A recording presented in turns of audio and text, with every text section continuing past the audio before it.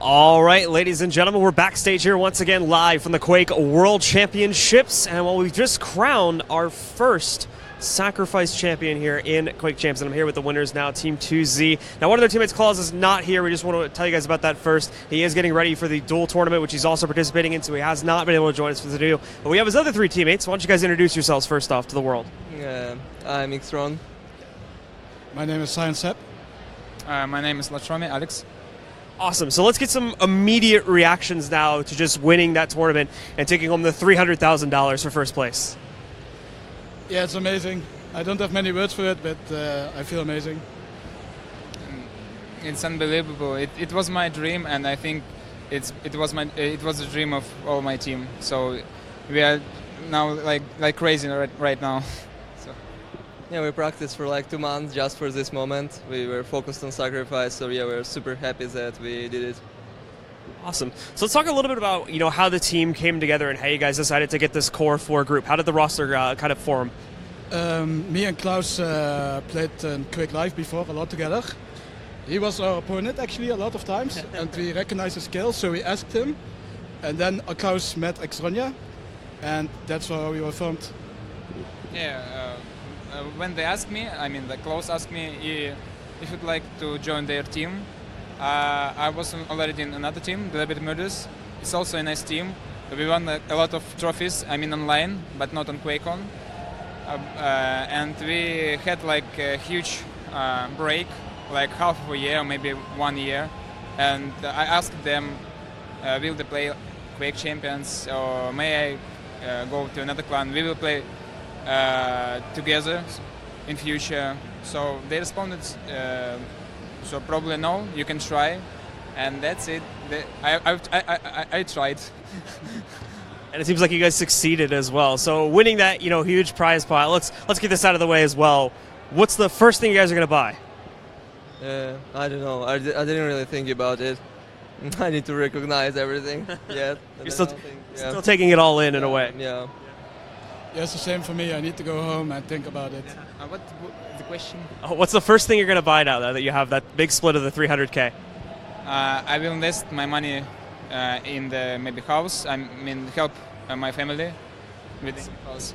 That's really cool. That's really awesome. So let's talk a little bit more about the kind of strategy and the team formation around Sacrifices. A lot of people are still trying to figure out, how this game mode works, especially a lot of people coming from outside of the Quake community. Are there specific roles that you guys have on the team that each of you play towards within a game, or is it all kind of like a free-for-all and you guys are free to choose your own roles? I think me and Xtron, we're talking a lot about hero pool, and in practice we tried everything we could.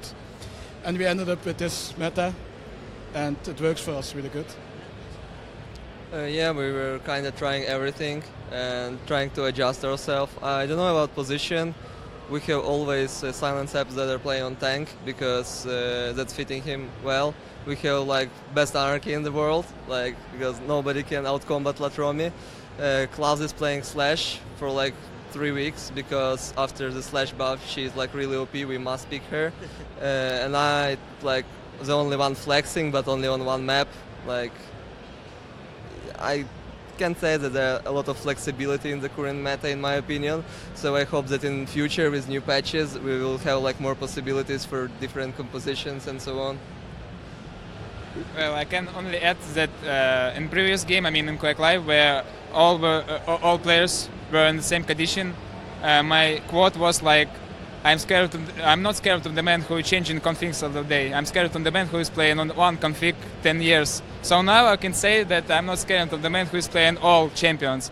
I'm scared of the man who is playing only one champions during all practice. I was playing Anarchy and only Anarchy. So now this is one of the big differences. Actually, you bring up the champion differences here now, and now how there are different health pools and armor pools and whatnot that these champions has. Does that cause you, when you play a weaker champion versus a more tankier champion, does that cause you to change your play style up at all between different champions, or do you generally try to keep it the same way? Mostly champions don't counter champions, but the weapons counter champions. So basically against squishies you want to use LG, rocket, shotgun, and that's how we basically play. I don't know, it's hard to answer something properly about it. I think that light heroes have advantage right now, but still on land it's very easy to hit and it's a very hard time for squishes. But using tanks is very dangerous, I think, and nobody risked it. So everybody's sticking to one tank for now.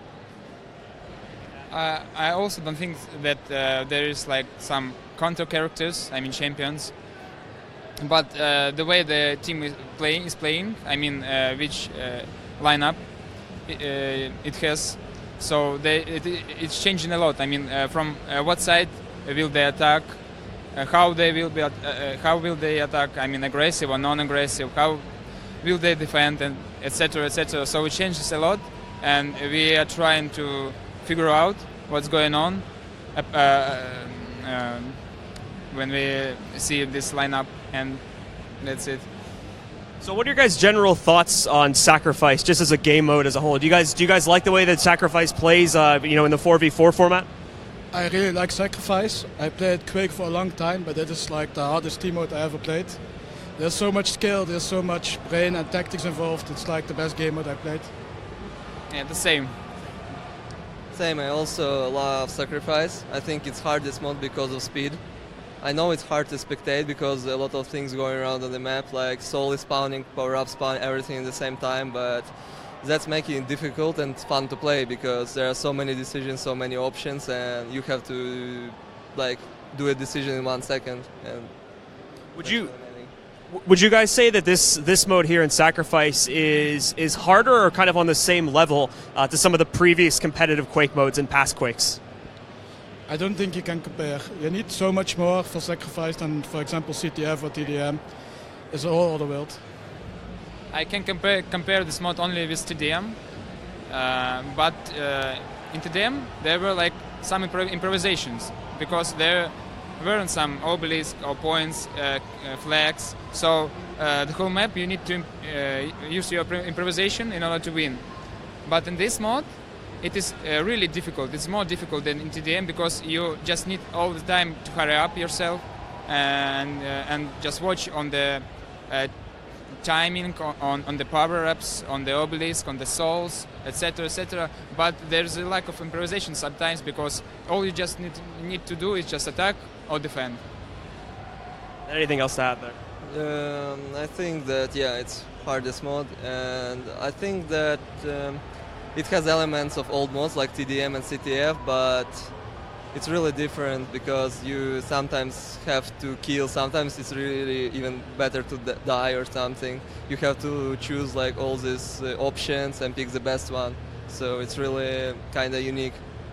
So now let's talk a little bit more about the specific finals here and get into more of the details of the match itself. Talking a bit about going up against No Too Fast now, what was your biggest worry about going up against that team?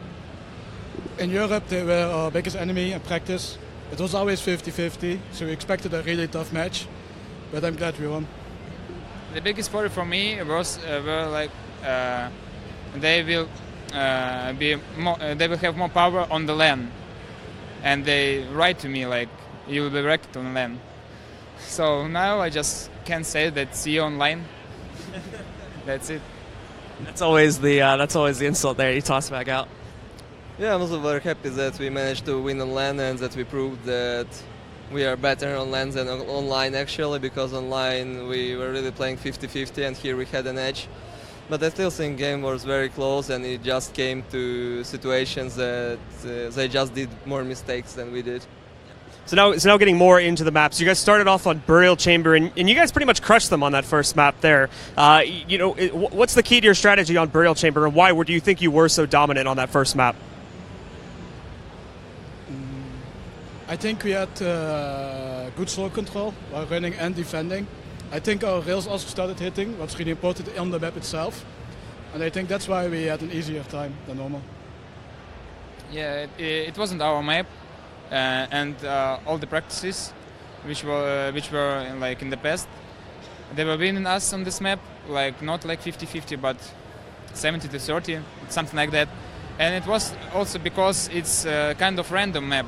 Because 2 points, I mean 2 obelisks, they're kind of difficult to attack. So who first like bring the soul, he will like 75% win.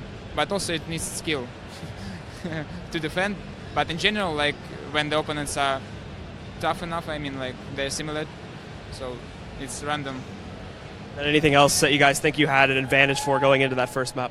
Yeah, we had a good power-up control, and when enemies had power-ups, they didn't do anything with it, and we were managing to killing it. And like, if you have a soul captured, and even you're taking power-ups in the same time, it's snowballing game very hard.